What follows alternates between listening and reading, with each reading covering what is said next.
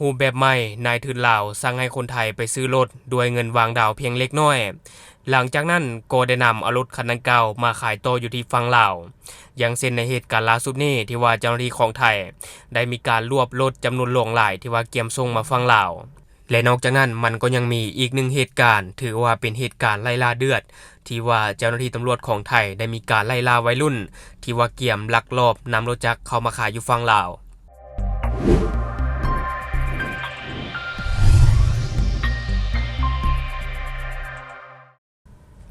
สบายดีท่านผู้ชมยินดีต้อนรับเข้าสู่ช่อง Talk the New และองค์กรที่ข้าพเจ้าอยากจะนำเสนอในมื้อนี้ข้าพเจ้าก็จะมาเว้าถึงการลักลอบขนส่งข้ามของระหว่างลาวกับไทยเพราะว่าในช่วงนี้ก็ปรากฏให้เห็นเรื่อยๆโดยเฉพาะก็แม่นการลักลอบขนส่งรถจักรจากฝั่งไทยมาฝั่งลาวและในเหตุการณ์นี้ก็ถือว่าเป็นรูปแบบใหม่ที่ว่านายทุนลาวได้สั่งให้คนไทยไปซื้อรถด้วยเงินวางดาวเพียงเล็กน้อยหลังจากนั้นก็ได้นำเอารถคันดังกล่าวมาขายต่ออยู่ที่ฝั่งลาวซึ่งว่าต่อกับเหตุการณ์นี้เจ้าหน้าที่ก็ได้มีการรวบรถจักรเป็นจำนวน10คันนะท่านผู้ชมอันนี้ก็ถือว่าหลายเติบอยู่ซึ่งว่าก่อนที่เราจะไปเบิ่งในข่าวตัวนั้นเรามาเบิ่งเหตุการณ์ไล่ล่าเดือดที่ว่าเจ้าหน้าที่ตำรวจของไทยได้มีการไล่ล่าวัยรุ่นที่ว่าลักรถจักรเกียมส่งมาขายอยู่ฝั่งลาวเหตุการณ์ตัวนี้ข้าพเจ้าจะเอามาจากเพจสำนักข่าว CIA ประเทศไทยที่ว่าเขาจะได้ลงเอาไว้ซึ่งว่ารายละเอียดข่าวเขาจะได้เขียนเอาไว้นั่นเองเมื่อในวันที่26กันยายน2025ที่ผ่านมาเจ้าหน้าที่ชุดสืบสวนเจ้าหน้าที่อำเภอนาตาลจังหวัดอุบลราชธานีได้รับการประสานงานจากเจ้าหน้าที่อำเภออุบลราชธานีว่ามีรถจักรถูกลักไป2คันคาดว่าคนหายจะนำส่งไปขายอยู่ฝั่งลาวต่อมาเจ้าหน้าที่ก็ได้พบเห็นรถจักรต้องสงสัย2คันที่ว่าบ่มีป้ายทะเบียนซึ่งมีลักษณะตรงกับรถที่ถูกแจ้งหายที่ว่ากำลังขับผ่านเส้นทางเข้าบ้านนาซุ่มหมู่2ตำบลกองโพนอำเภอนาตาลจังหวัดอุบลราชธานีมุ่งหน้าไปทางบ้านสมสะอาดหมู่6ตำบลกองโพนเจ้าหน้าที่จึงได้แสดงตัวให้สัญญาณหยุดรถแต่คนหายผัดเร่งเครื่องหลบหนีในขณะนั้นเจ้าหน้าที่อำเภอนาตาลได้ใช้รถโล่ติดตามไล่ล่าอย่างกระชั้นชิดแต่เนื่องจากว่าฝนตกเนาะถนนลื่นรถโล่จึงได้เสียหลักตกลงข้างทางเหตุให้สภาพด้านหน้าเปเพแต่ว่าในขณะเดียวกันเนาะก็มีเจ้าหน้าที่ชุดสืบสวนอีกชุดหนึ่งก็ได้ติดตามจับกลุ่มคนหายทั้ง2คนคือคนที่1ชื่อเท่าวรยุทธแน่นอุดรอายุ24ปีพร้อมของกลางรถจักร Honda Wave 110i สีแดงเทาทะเบียน4กย4188ชลบุรีและคนที่2ชื่อว่าวิเชษฐ์ทองอ่ำอายุ26ปีซึ่งว่าพร้อมของกลางรถจักร Honda Wave 110สีดำเทาทะเบียน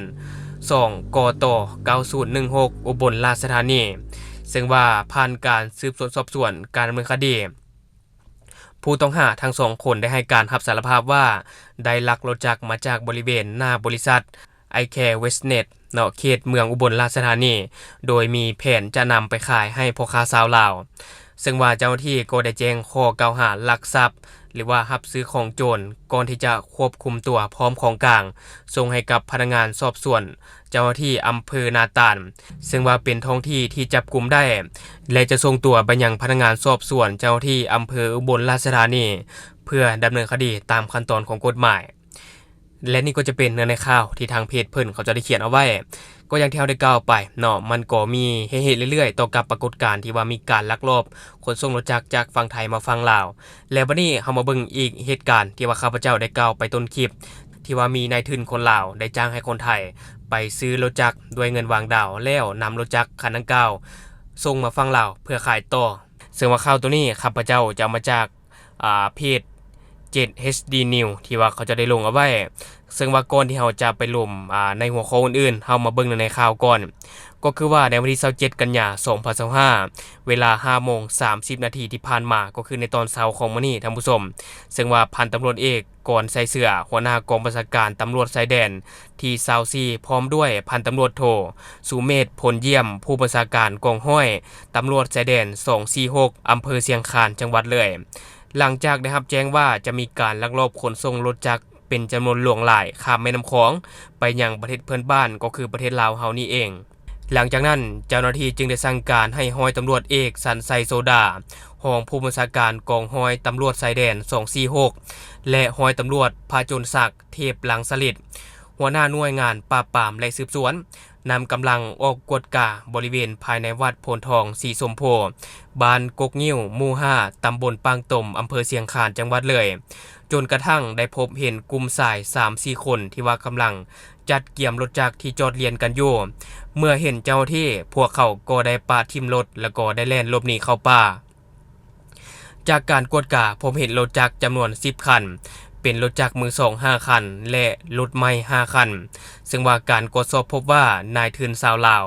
มีใบสั่งให้คนไทยไปเช่าซื้อรถจักรจากนั้นก็ให้นำมาเพื่อส่งไปยังสปลาวโดยอาศัยช่องว่างในช่วงกลางคืนนำเอารถจักรลงเรือข้ามไปยังฝั่งสปลาวอย่างใดก็ตามเจ้าหน้าที่ก็ได้กดยึดของกลางนำมาที่ตำรวจชายแดน246เพื่อสืบสวนสอบสวนขยายผลดำเนินตามกฎหมายต่อไปซึ่งว่าตกกับข่าวนี้เนาะหลายคนอาจจะยังบ่ทันเข้าใจว่าเช่าซื้อมันยังเนาะก็คือว่าคนลาวนี่นะนายทุนคนลาวนี่ได้เอาเงินให้คนไทยเนาะมีใบสั่งให้คนไทยไปซื้อรถแต่ว่าจ่ายในบางส่วนเนาะก็คือว่าจ่ายในส่วนน้อยเป็นวางดาวว่าอย่างนี้ซะเนาะวางดาวในเงินจำนวนหนึ่งเพื่อที่จะผ่อนงวดต่อแต่ว่าหลังจากที่ว่าวางดาวไว้บางส่วนกลุ่มคนเหล่านี้ก็ได้นำรถจักรคันดังกล่าวมาให้คนลาวเนาะข้ามของส่งมายังฝั่งลาวให้คนลาวมาขายต่ออยู่ที่ฝั่งลาวเพราะว่าการที่เราจะนำรถจักรมือหนึ่งที่ว่าหากกระออกห้างจากฝั่งไทยนะมาขายอยู่ที่ฝั่งลาวมันก็เทียบเท่ากับรถมือหนึ่งอยู่ฝั่งลาวเลยแต่ว่าทางเป็นรถใหญ่ก็จะเป็นรถใหญ่พ่วงแต่นี่จะเป็นรถจักรเนาะท่านผู้ชมอันนี้รถจักรก็มันก็มีราคาสูงอยู่แล้วแต่ว่าอาจจะบ่สูงเทียบเท่ากับมือหนึ่งหรือว่าไซเดิมสุดลาวนี่แต่ว่าราคามันก็สูงพอสมควรแบบนี้เลยเป็นแรงจูงใจให้กับคนลาวที่จะไปซื้อรถจักรหรือว่าไปลักรถจักรอยู่ที่ฝั่งไทยเพื่อที่จะนำมาขายอยู่ที่ฝั่งลาวเหตุการณ์แบบนี้ก็ถือว่ามีให้เห็นเรื่อยๆอย่างเช่นในช่วงที่ผ่านมาเนาะหลายคนติดตามข่าวก็น่าจะฮู้กันดีที่ว่าตำรวจของไทยได้มีการรวบชายหนุ่มสาวสวรรณเขตที่ว่าไปก่อเหตุลักรถจักรอยู่ที่ฝั่งไทยเพื่อเกียมส่งมาฝั่งลาวสุดท้ายก็ถูกจับกุมไปและล่าสุดนี้ในช่วงที่ผ่านมานี่นะเนาะที่ว่ามอนี่ก็ถือว่ามีอีกเหตุการณ์หนึ่งที่ว่าคนส่งในตอนสวยเลยเนาะท่านผู้ชมคนส่งรถจักรในตอนสวยเลยแต่ว่าเจ้าที่ก็สามารถจับกุมเอาไว้ได้เนาะอันนี้ก็ถือว่าสมเสยเจ้าที่ตำรวจของไทยเป็นยังไทยคือว่าเป็นกลุ่มเป้าหมายของคนลาวที่ว่าจะไปลักรถจักรหรือว่าไปซื้อรถจักรมาขายต่ออยู่ที่ฝั่งลาวหรือว่าลักลอบคนข้ามมาฝั่งลาวเลยนะเนื่องจากว่ามันมีนายหน้าเนาะนายหน้าอยู่ที่ฝั่งไทยก็มีส่วนหนึ่งที่ว่าคนลาวไปร่วมกับคนไทยแล้วไปก่อเหตุลักหลังจากนั้นก็นำเอารถจักรคันดังกล่าวข้ามของส่งมาฝั่งลาวเพื่อขายต่อ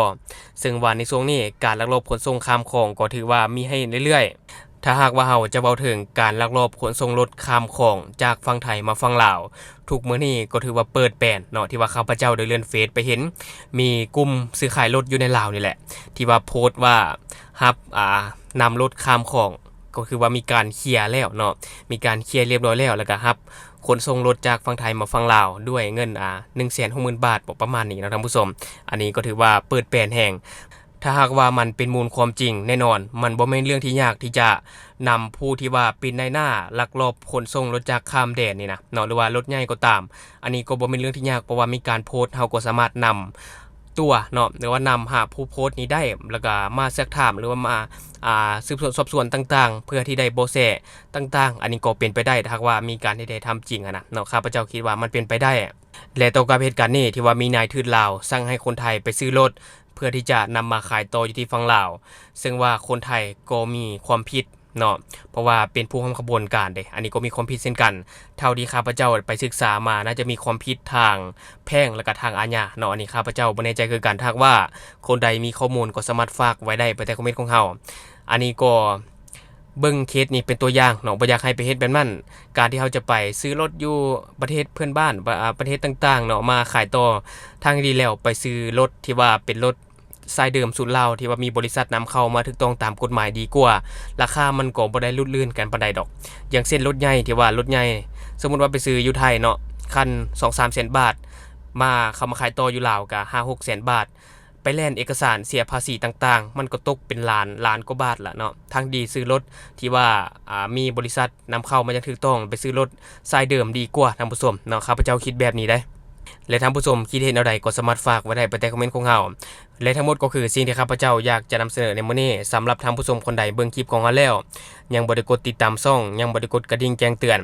ก็อย่าลืมเนาะไปกดเพื่อเป็นกำลังใจข้าพเจ้าได้ผลิตคลิปดีๆแบบนี้ออกมาเรื่อยๆหรือสำหรับท่านผู้ชมคนใดอยากตำนิติเตียนก็สามารถฝากไว้ได้ใต้คอมเมนต์ของเฮาและเฮาจะเข้าไปอ่านและก็ตอบแลกเปลี่ยนประสบการณ์นํกันอย่าลืมสนับสนุนกันโดยการกดติดตามช่องขอขอบใจ